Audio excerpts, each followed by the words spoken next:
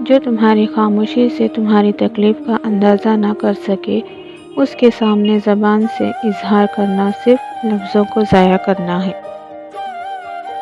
کسی کا دل اتنا مت دکھاؤ کہ وہ اللہ کے سامنے تمہارے نام کے لے کر رو پڑے، کیونکہ ٹوٹے ہوئے دل سے نکلی آہ عرش تک جاتی ہے۔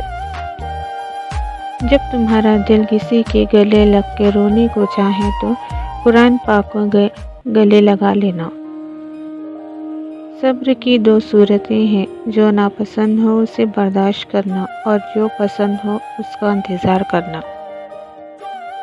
لوگ جتنا بھی دل دکھائیں، یہ یاد رکھا کرے کہ جب اللہ کے بندے ہمیں توڑتے ہیں تو ان کا توڑنا ہمیں اللہ سے جوڑتا ہے۔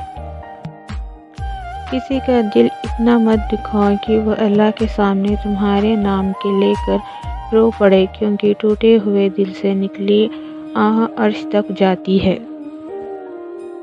آنسو کا ہر قطرہ دنیا کی ہر چیز سے زیادہ مہنگا ہے، لیکن کوئی اس کی قیمت اس وقت تک نہیں جان سکتا جب تک وہ اس کی اپنی آنکھ سے نہ نکلے۔